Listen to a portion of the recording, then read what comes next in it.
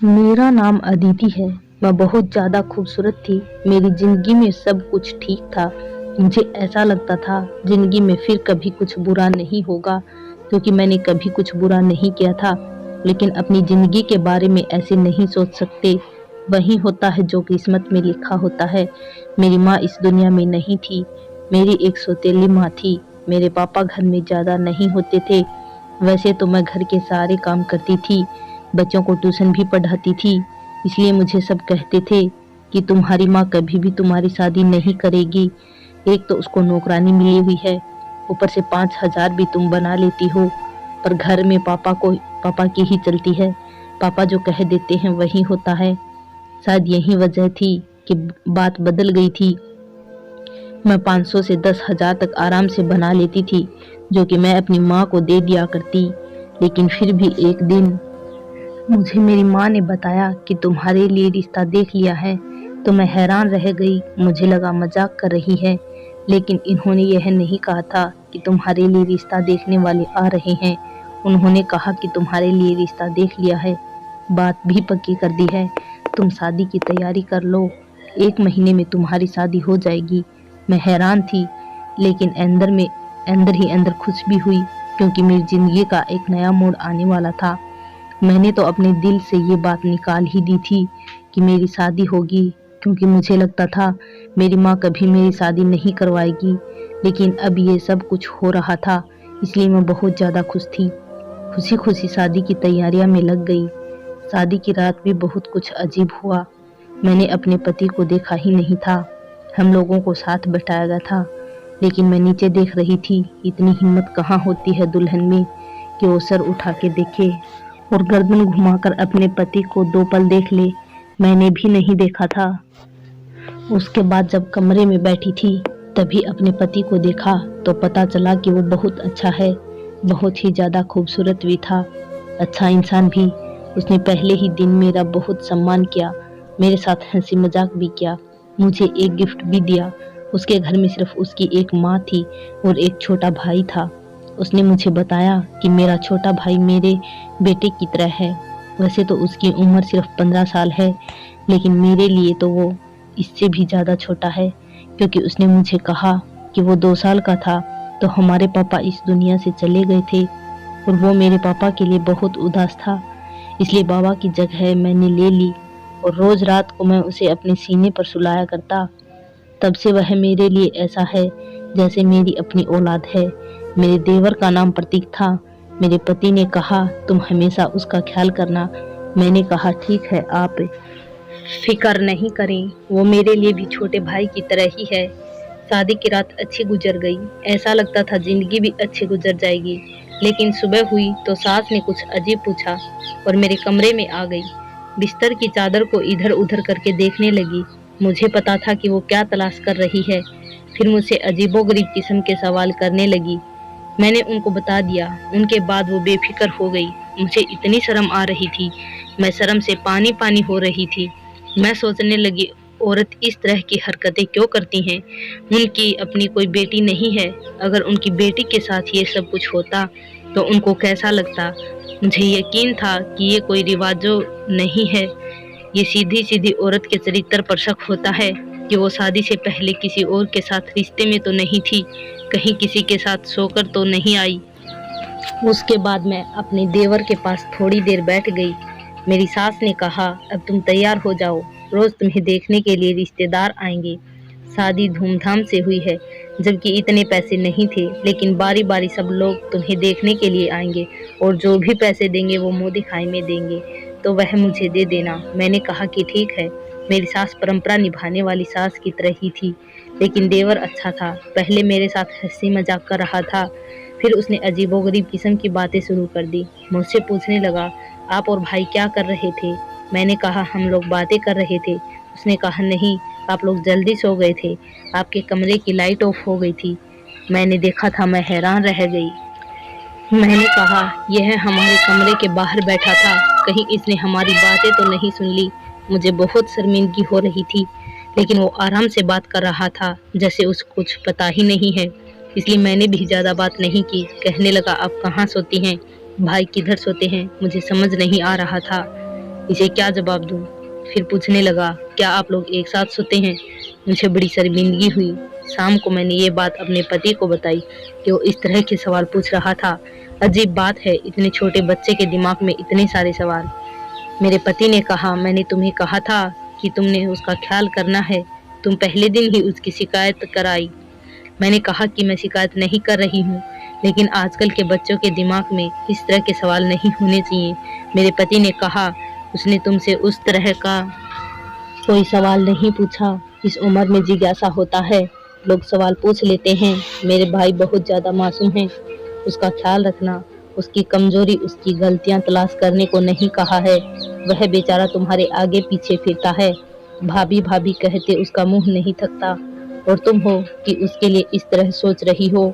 मैं तो हैरान थी कि मेरे पति को क्या हो गया था। वो वाकई अपने भाई के मामले में बहुत ज़्यादा संजीदा और इमोशनल था। ये बात समझने में मुझे ज़्यादा देर नहीं हुई कि अगर मुझे अपने पति को खुश रखना है तो उनके सामने उसके भाई की कोई भी बुराई नहीं करनी, नहीं तो उसे बुरा लग जाएगा। उसके बाद मैंने ऐसा कुछ भी नहीं किया। अभी हमारी शादी को 1 हफ्ता हुआ था। पति भी कोई सीधा इंसान नहीं था। उसे मेरे साथ में बहुत ज़्यादा दिलचस्पी थी। वो मुझे छोड़ता ही नहीं था। एक दिन तो सुबह से मेरी सास मुझे आवाज़ दे रही थी, लेकिन मेरा पति मुझे अपने पास से उठने नहीं दे रहा था। वो कह रहा था, मुझसे अच्छी अच्छी बातें करो, मेरी आंखों में देखो। तुमने क्या कभी फिल्म नहीं देखी, जैसे फिल्मों में हीरो हीरोइन एक दूसरे के साथ बैठकर बातें करते हैं, और मेरे पास बैठी रहो। मैंने कहा, आपकी माँ मुझे बुला रही है, कोई काम होगा, क्योंकि सुबह के 10 बज रहे थे। ये कोई 4 या 5 बजे का वक्त नहीं था। लेकिन मेरा पति मुझसे बातें कर रहा था। और फिर वही हुआ। मुझे मेरी सास ने डांट पड़ती रही। मुझे इन लोगों की समझ नहीं आती थी। ये लोग थोड़े से अजीब थे। मेरी सास कह रही, तुमने तो आते ही मेरे बेटे को अपनी उंगलियों पर लपेट लिया है, तुम्हारे अलावा इसे कोई दिखता नहीं। मैंने कहा, ऐसा कुछ नहीं है। अब वो खुद ही मेरा दीवाना है, तो मैं क्या कर सकती हूँ।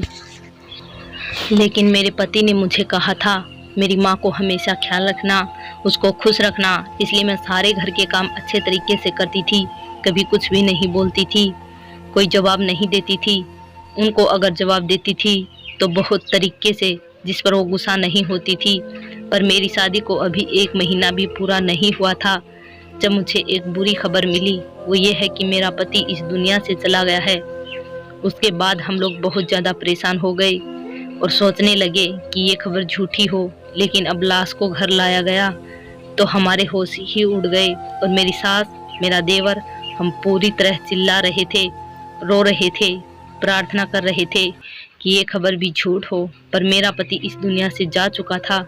ये दुख मेरे लिए बहुत बड़ा था। मेरे माँ बाप ने कहा, ये दुख तुम अपने ससुराल में ही पूरी करो, उसके बाद हम तुम्हें आकर ले जाएंगे। मैं रोती रही, तड़पती रही। मेरी सास मुझे कहती रही कि तू आई है, तूने मेरे बेटे को खा लिया, तेरे कदम ही मनहूस हैं। इस घर का वारिस चला गया, मेरा बेटा चला गया, सब कुछ बर्बाद हो गया, सब कुछ खत्म हो गया। तूने किया है ये सब। ये 4 महीने ताने सुनने में ही गुजरे थे, लेकिन उसके बाद ये वक्त खत्म हो गया तो मैं ये सोचकर थोड़ी बेफिक्र थी कि अपनों के पास चली जाऊंगी। वैसे भी अब मेरी जिंदगी में खुश रहने के लिए क्या रह गया था। पापा ही थे मेरे अपने, बाकी तो मेरी माँ भी सौतेली थी।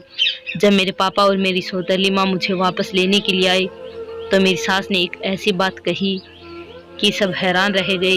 मेरी सास का कहना था, मैं इसे वापस नहीं भेज सकती, ये मेरे बेटे की विधवा है। मेरे पापा ने कहा, आपका बेटा इस दुनिया में नहीं रहा, इसका यहाँ पर क्या काम है। लेकिन मेरी सास का कहना था, इसकी वजह से तो मेरा बेटा गया है, अब ये भी यहाँ से चली जाएगी क्या। मेरे घर में कमाने वाला कोई भी नहीं है। मेरा एक छोटा बेटा है जो भी स्कूल में पढ़ता है, तो फिर क्या हम भूखे मर जाएंगे। ये मेरे बेटे की जगह कमाई करेगी और हमारा खर्च संभालेगी। मेरे पापा ने कहा, ये तो बहुत ही बुरी बात है, ऐसा नहीं होना चाहिए। लेकिन मेरी सास ने ठान ली थी। फिर मेरे पापा मेरी सास के बीच में काफ़ी लड़ाई हुई, काफ़ी बहस हुई। कभी बात इस तरफ जाती तो कभी उस तरफ। जब मुझसे पूछा गया तो जाहिर है मैं वापस जाना चाहती थी।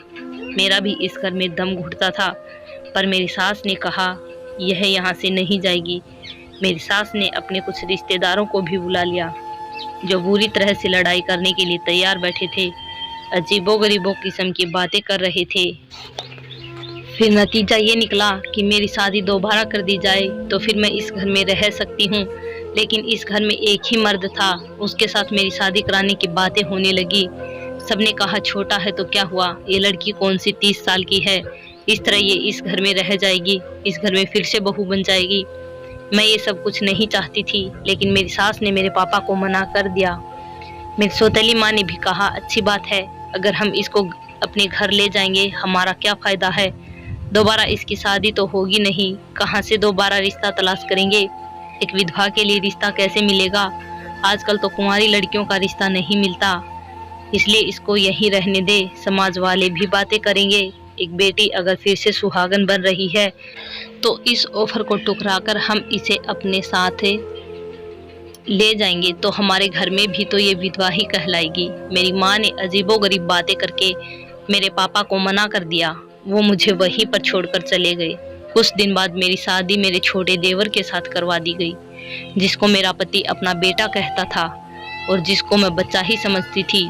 इतना तो मैं अपने पति की मौत पर भी ना रोई थी जितना इस बात पर रोई, चीखी चिल्लाई, लेकिन किसी ने मेरी बात न सुनी। मेरा शादी करवा दिया गया। मेरे शादी के वक्त मेरी सास ने मेरा सर जबरदस्ती पकड़कर मुझसे हाँ कहलवाया था। उसके बाद मैंने जिद कर दी कि मुझे अपने देवर के साथ कमरे में नहीं जाना, लेकिन मेरी सास पीछे पड़ी थी। उसने कहा आज सुहाग की रात है, अगर तू कमरे में नहीं गई तो फिर से कुछ हो जाएगा, और क्या तुम मेरे दूसरे बेटे को भी मारना चाहती हो, लेकिन मैं नहीं गई। अगले दिन मेरी सास ने मुझसे कहा मुझे नौकरी करनी होगी।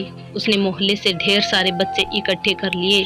अब मैं रोज़ 20 से 30 बच्चों को पढ़ाती थी। मेरा दिमाग बहुत ज़्यादा ख़राब हो जाता था, मैं बहुत ज़्यादा थक जाती थी, सारे दिन के घर के काम भी करती थी।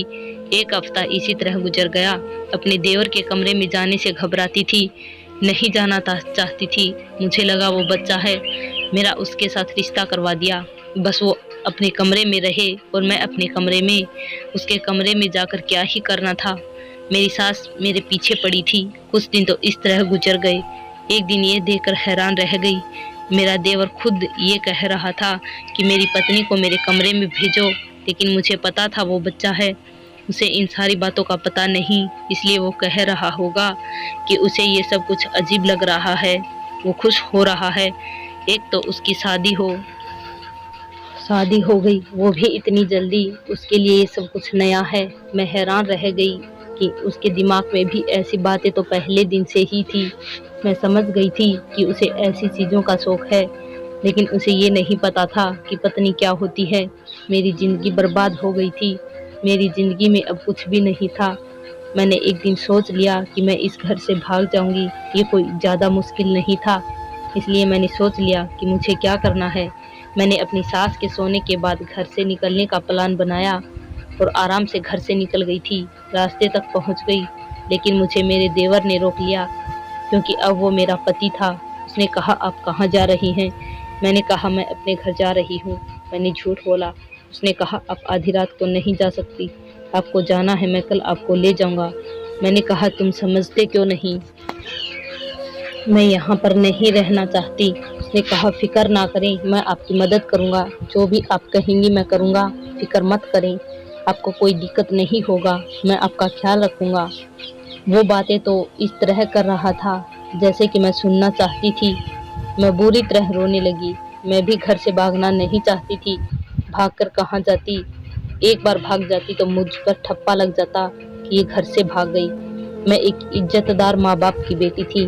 मैंने सारी जिंदगी इज्जत से गुजारी थी। हालांकि पापा ने इस पर बहुत परेशान किया था।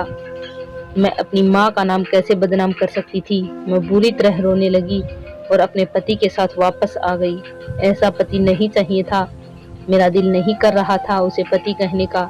सुबह इस बात की खबर मेरी सास को भी हो गई, लेकिन मेरे देवर ने सब कुछ संभाल लिया, वरना मुझे बहुत डांट पड़ती और मैं ऐसा नहीं चाहती थी। इसके बाद मेरी सास को बैठे बैठे न जाने क्या हो गया, उसने शोर कर दिया। उसने कहा आज तो तुम मेरे बेटे के कमरे में जाओगी, तुमने तमाशा बना लिया है।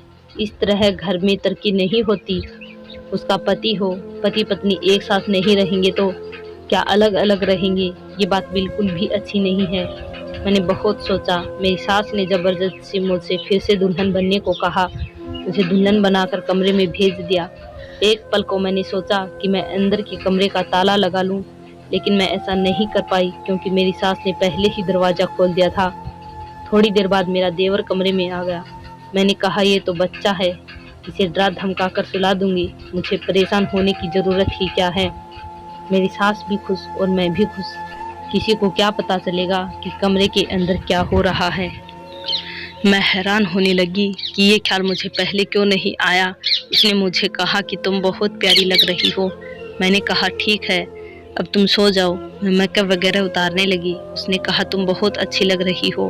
मैंने कहा, मैं अच्छी हूँ या बुरी, इससे तुम्हें कोई मतलब नहीं, चुप करके सो जाओ। मैंने उसे आखिर बार कहा था, किसी बीवी की तरह नहीं बल्कि शायद उसकी माँ की तरह बोल रही थी, जो डांटा करके सुला देना चाहती थी। लेकिन वो मुझे ऐसी नज़रों से देख रहा था जैसे किसी ने आज तक मुझे नहीं देखा था। मैंने कहा, मेरी शक्ल क्यों देख रही हो, चुपचाप सो जाओ। मैं अभी भी इस पर रोब जमाने की कोशिश कर रही थी, जबकि मुझे डर लग रहा था। थोड़ी देर के बाद उसने मेरा हाथ पकड़ा और मेरे मुंह पर थप्पड़ दे मारा। मैं हैरान रह गई। उसने कहा, तुम्हें तमीज नहीं है, अपने शोहर से किस तरह बातें करते हैं, तुम मुझ पर चिल्ला रही हो बेवकूफ़ औरत। मैंने कहा, तुम अभी ज़मीन से निकले नहीं हो और रोते हो शोहर बनने के लिए। तुम मेरे शोहर नहीं हो, तुम्हारी उम्र ही क्या है। उसने कहा कि तुम मुझे पहले दिन ही पसंद आ गई थी। तुम्हें पता है तुम्हें पाने के लिए मैंने क्या कुछ नहीं किया। अपने बाप जैसे भाई का कत्ल करना पड़ा क्योंकि मैं तुम्हें हासिल करना चाहता था। यह सुनकर मेरी रूह कांप गई। उसने अपने भाई को खुद मारा था। उसने कहा, मैंने अपने भाई की मोटरसाइकिल का हैंडल खोल दिया था, जिसकी वजह से जब वो थोड़ा आगे गया तो उसका हैंडल पर से कंट्रोल ख़त्म हो गया, उसका एक्सीडेंट हो गया। सबने यही समझा कि उसका हादसा हो गया, वह दुनिया से चला गया, जबकि यह सोचा समझा प्लान था। मैं हैरान रह गई। इस शख्स ने मेरे पति को कत्ल किया और अभी मेरा पति बना खड़ा है।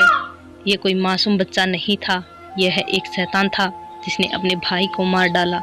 इसका भाई जो इसे बहुत ज़्यादा प्यार करता था, इसे अपनी औलाद की तरह समझता था। क्या ये ज़माना इतना बुरा हो गया था? मुझे तो कुछ समझ नहीं आ रहा था। मैं वहाँ से भाग जाना चाहती थी, चीखना चिल्लाना चाहती थी, लेकिन उसने मुझे अपनी तरह खींच लिया। मगर जब से मुझे यह पता चला मेरे पति की मौत नहीं बल्कि कत्ल था, और मैं एक हफ्ते तक बेहोश रही। सबको सब कुछ बताया, चिल्ला चिल्ला कर बताया, पर किसी ने मेरी बात का यकीन नहीं किया। उन्होंने कहा, ऐसा हो नहीं सकता, ये अपने भाई को कभी भी नहीं मार सकता। तुम झूठ बोल रही हो क्योंकि तुम इसे शादी नहीं करना चाहती थी। मेरे पास एक ही रास्ता था, मैं खुदकुशी कर लेती, लेकिन मुझे किसी ने मरने भी नहीं दिया। आज भी इस तरह से ज़िंदगी गुजार रही हूँ। समझ नहीं आता कि क्या करूँ। उसके बाद ज़िंदगी इस तरह गुजरने लगी। मुझे भगवान ने एक बेटी दे दी। मैं ये सोचकर उदास थी कि मेरा किस्मत बुरा है, मेरी बेटी का किस्मत भी बुरा होगा। पर मेरा किस्मत इतना भी बुरा नहीं था, क्योंकि मेरी देवर के साथ भी वही हुआ जो अपने भाई के साथ किया। उसका भी एक हादसा हो गया, वो भी इस दुनिया से चला गया। ये सदमा मेरी सास बर्दाश्त न कर पाई, वो भी मर गई। उसके बाद वो सारा घर मेरा हो गया। अब मैं अपनी बेटी के साथ रहती हूँ, बच्चों को ट्यूशन पढ़ाती हूँ। मेरी ज़िंदगी इसी तरह गुजर रही है। मैंने कभी नहीं सोचा था कि मेरे साथ ये सब कुछ हो जाएगा, पर फिर भी यह सब हो गया। मैं अपने पति को याद करती हूँ, मुझे उसकी बहुत याद आती है। अगर वो होते तो ये सब कुछ कभी ना होता। धन्यवाद दोस्तों। वीडियो पसंद आई हो तो लाइक करें, चैनल को सब्सक्राइब करें।